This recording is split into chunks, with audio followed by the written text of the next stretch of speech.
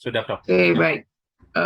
Pak Agung Laksono, hari ini ujian komprehensif ya, artian keseluruhan materi yang sudah didapatkan selama PPG.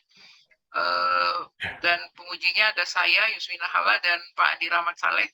Kami adalah dosen dari jurusan Biologi FMIPA UNM. Ujiannya Pak Agung akan berlangsung selama 50 menit, tapi itu pun kalau penguji merasa bahwa informasi yang diperlukan sudah diperoleh, maka ujiannya akan kami selesaikan. Ya, Ya, Prof. oke. Kalau Pak Agung siap, kita bisa mulai. Saya persilakan Bapak Adi Rahmat Saleh untuk memberikan pertanyaan. Silakan. Terima kasih banyak Prof atas kesempatannya. Assalamualaikum warahmatullahi wabarakatuh. Selamat pagi Pak Agung. Waalaikumsalam warahmatullahi wabarakatuh. Selamat pagi, Pak. Ya, hari ini akan melaksanakan uji komprehensif, ujian pengetahuan secara menyeluruh tentang bagaimana persiapan atau hal yang telah Bapak peroleh selama proses PPG-nya ini berlangsung, kemudian akan menjadi landasan apakah Bapak dinyatakan sudah siap untuk melaksanakan PPL atau ke langkah berikutnya, ataukah masih perlu pengujian ulang, ataukah bahkan mungkin belum siap sama sekali untuk ke tahapan berikutnya. Oke, untuk pertanyaan pertama, bolehkah Pak Agung menceritakan tentang permasalahan apa saja yang Bapak temukan yang kemudian akan diberikan solusi sehingga permasalahan tersebut bisa teratasi? Baik, terima kasih, Pak. Permasalahan yang saya ambil untuk pembuatan rencana aksi saya itu ada 4, yaitu yang pertama, masalah motivasi belajar siswa yang rendah, yang kedua, pemahaman konsep materi IPA yang rendah, kemudian yang ketiga itu hasil belajar siswa yang rendah, yang keempat, rendahnya kemampuan siswa mengerjakan soal berorientasi HOTS. Oke, dari mana Pak Agung memperoleh informasi tentang keempat permasalahan tersebut? Baik, permasalahan tersebut saya ambil pertama kali dengan mengidentifikasi kegiatan selama saya pembelajaran di sekolah, di kelas. Kemudian ada pun penunjangnya itu ada dari wawancara, kemudian ada Wawancara dengan siapa? wawancara dengan teman sejawat, guru, kemudian kepala sekolah. Kemudian ada pun dengan eksplorasi jurnal yang memiliki permasalahan yang sama. Oke, apa yang Bapak wawancarakan atau diskusikan? Oke, wawancara yang saya lakukan itu terkait dengan permasalahan yang sudah ada di dalam sekolahan tersebut. Mungkin dari aspek siswanya itu biasanya kan setiap bulan kami itu melaksanakan rapat bulanan, Pak. Jadi rapat dinas. Nah, itu biasanya kepala sekolah mengadakan evaluasi selama kegiatan pembelajaran selama 1 bulan. Nah, di situ bisa dilakukan evaluasi kegiatan pembelajaran apakah selama sebulan itu siswa bagaimana, atau kegiatan pembelajaran yang sudah dilaksanakan itu apakah berjalan dengan baik atau tidak, seperti itu, Pak.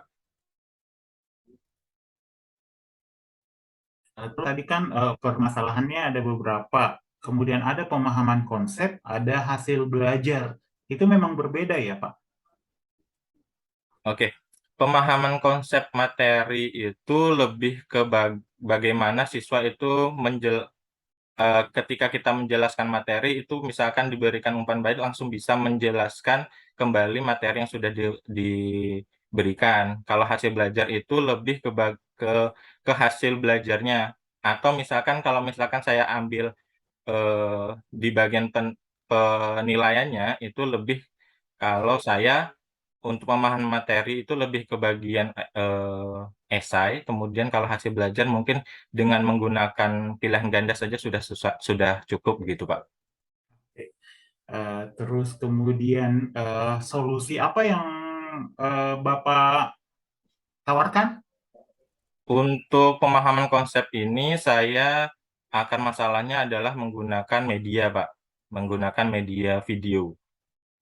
Karena materi biasanya biologi ya kebanyakan untuk IPA di SMP itu materinya kan terlihat kalau misalkan tidak secara visual itu siswa sulit untuk memahami materinya. Jadi dengan eh, menggunakan video itu siswa diberikan visual yang real supaya siswa lebih bisa mengerti materinya begitu, Pak. Oke, jadi sesuai dengan yang Bapak unggah ya, yang tentang sistem pencernaan ya. Iya, Pak, benar.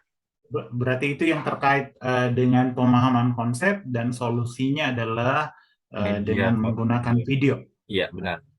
Mengapa Bapak, maksudnya, oke, tadi sudah ada penjelasan tentang supaya bisa lebih real, mereka bisa amati. Tapi mengapa jadinya pilih video itu, Pak? Kenapa bukan misalnya dengan praktek Iya, atau dengan demonstrasi atau dengan gambar saja, oke. animasi? Iya, Pak.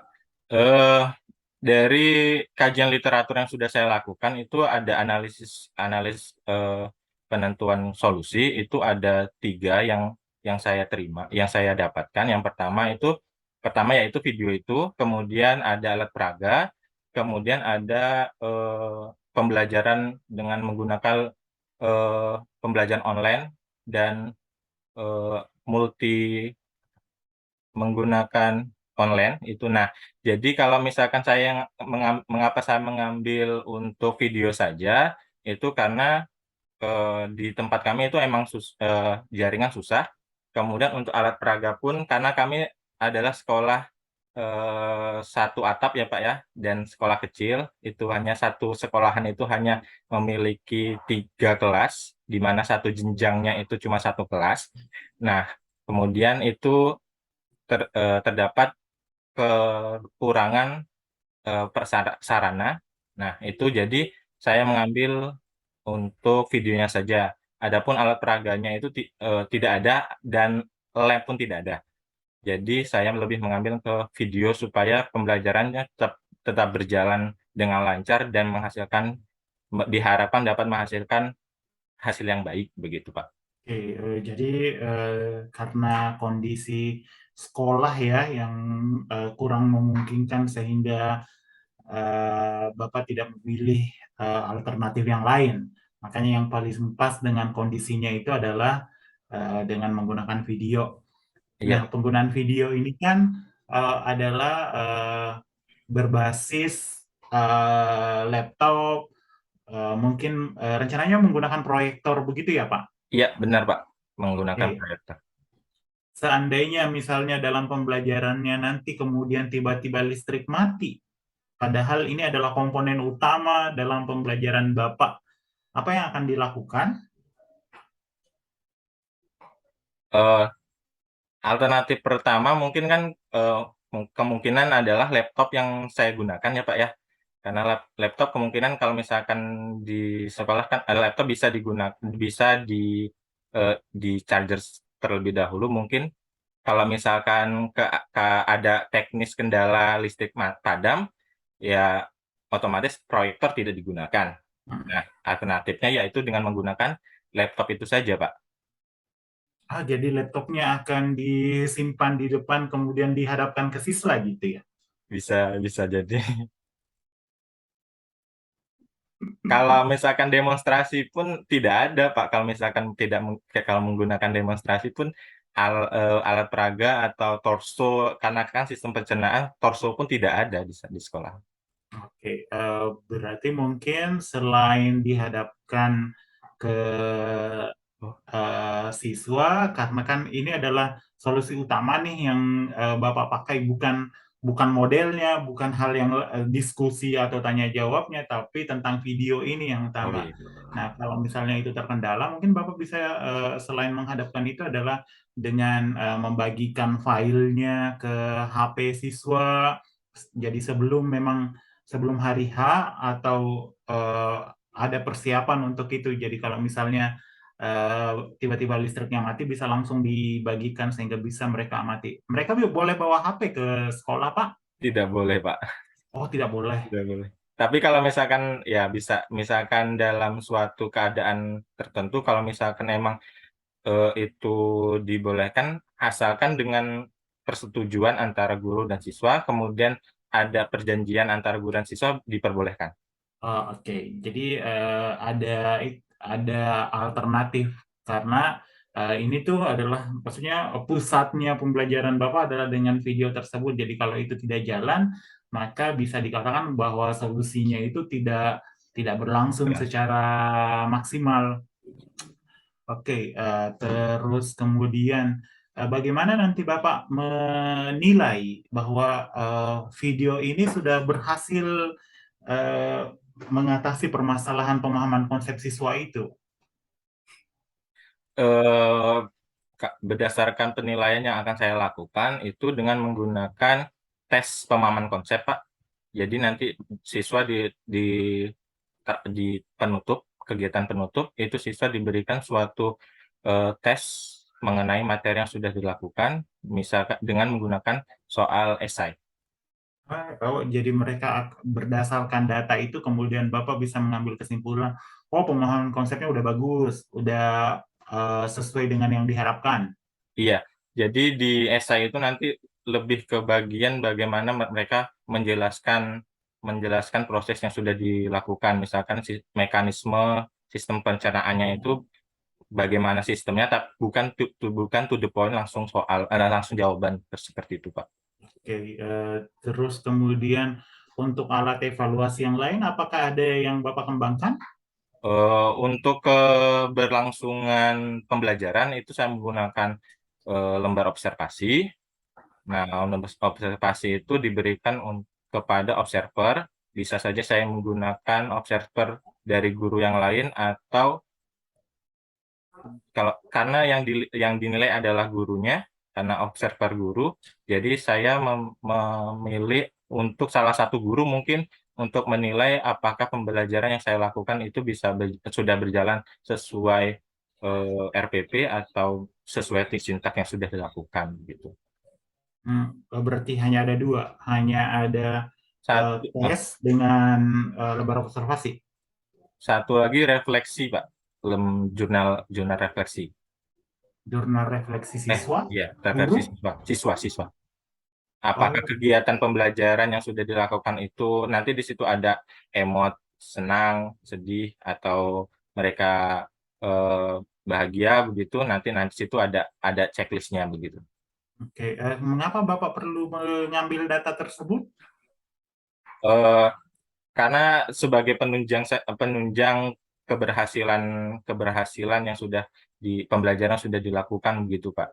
Jadi selain pemahaman konsep juga, selain pemahaman konsep yang diambil terakhir, juga kegiatan pembelajaran yang menunjang pembelajaran tersebut, apakah itu menarik atau tidak, seperti itu. Oke. Terus kemudian terkait dengan HOTS, karena kan itu yang diminta untuk diintegrasikan dalam pembelajarannya. Apakah Bapak bisa menjelaskan tentang di bagian manakah HOTS itu Bapak masukkan dalam pembelajaran sistem pencernaan ini? Oke. Dengan menggunakan media video ini, saya juga dibantu dengan model yang saya gunakan itu discovery learning, Pak. Jadi nanti di situ ada sintaksnya, kemudian di bagian sintak yang kedua itu ada identifikasi masalah. Identifikasi masalah itu didapatkan siswa dengan mengamati video yang sudah saya berikan di awal. Jadi di awal itu video hanya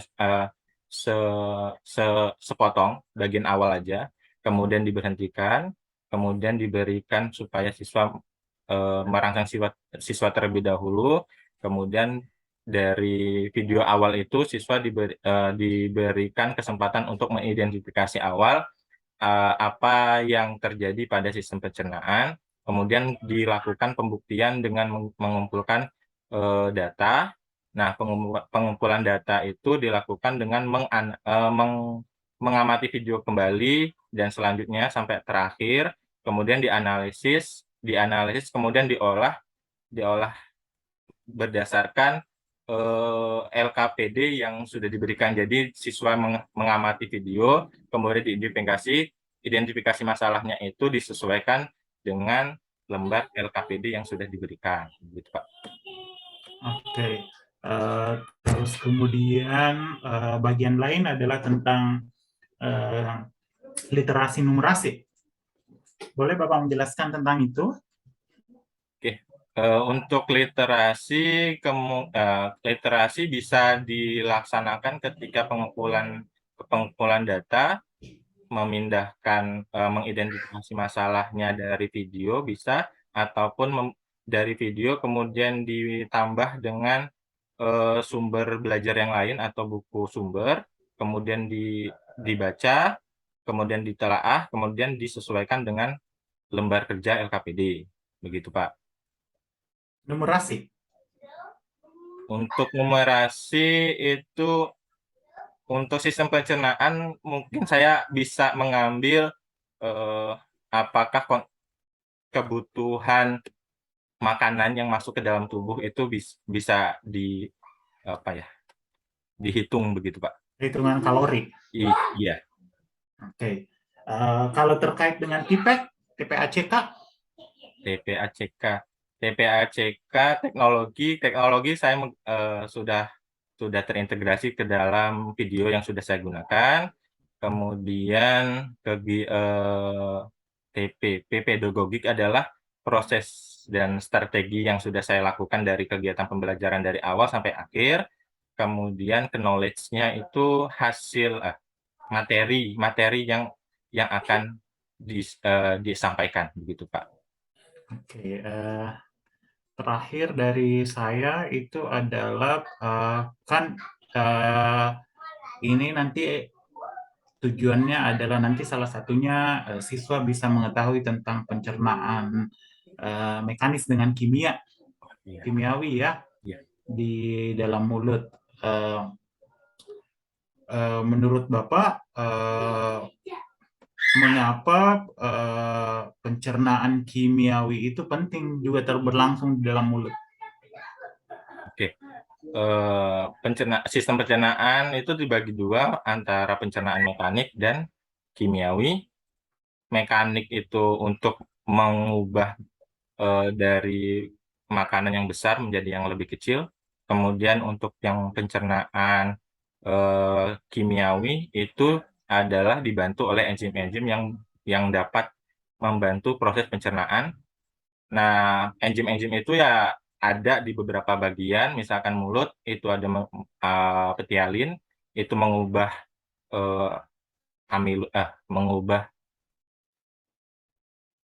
dia mengubah menjadi amilum.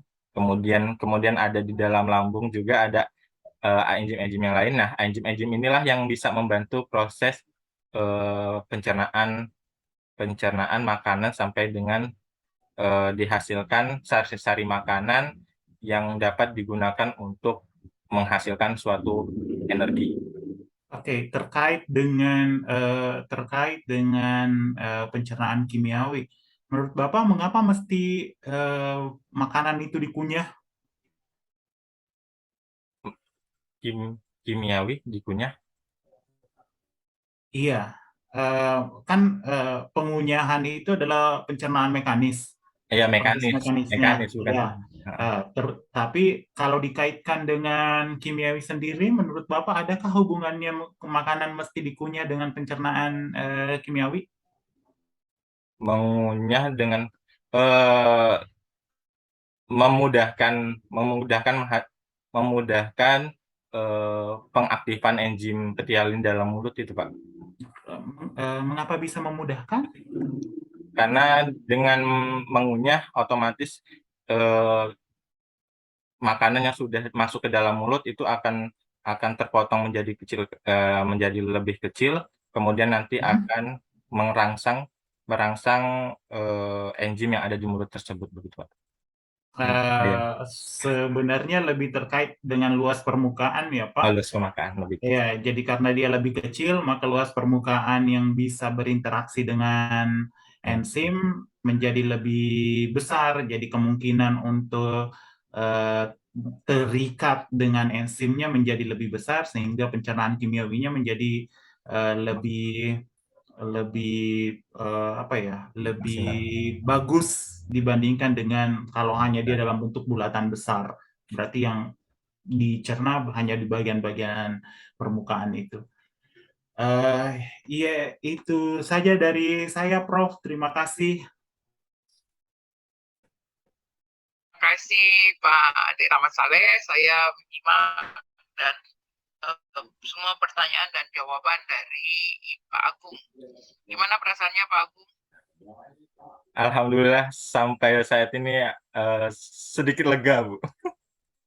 Sedikit lega Iya. ya. Jangan sedikitnya lagi jadi stres ya. Jangan, Dok. Jangan, Oke, Prof. baik. Eh, Pertanyaan saya, Pak Agung, kenapa mesti kita mengembangkan perangkat sendiri? Kan ada perangkat yang dijual, ada punya orang yang bisa dipinjam. Iya, silakan. Iya, Prof. Menurut saya, perangkat itu lebih ditekankan kepada masing-masing satuan pendidikan.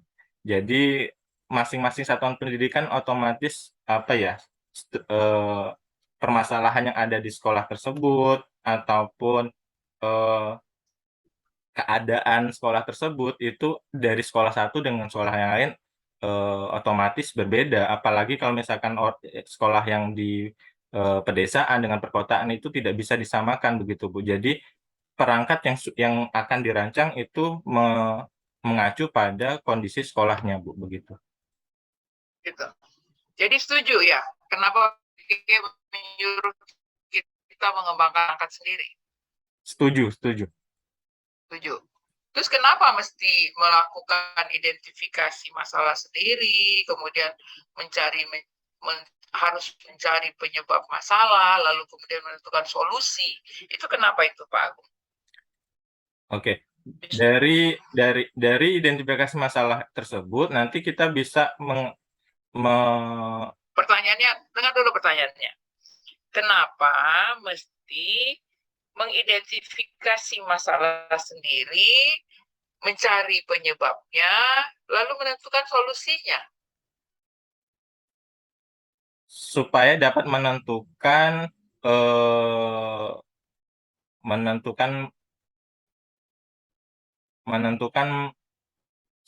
menentukan hasil pembelajaran yang akan dicapai, Bu. Gimana caranya mengecek atau mengevaluasi hasil pembelajaran yang dicapai? Dengan menggunakan penilaian-penilaian yang berdasarkan masalah yang diangkat, Bu. Oke, coba sebutkan satu aja contohnya. Satu contoh yang mungkin yang sedang saya bahas yaitu pemahaman konsep materi IPA yang sulit di sekolahan kami.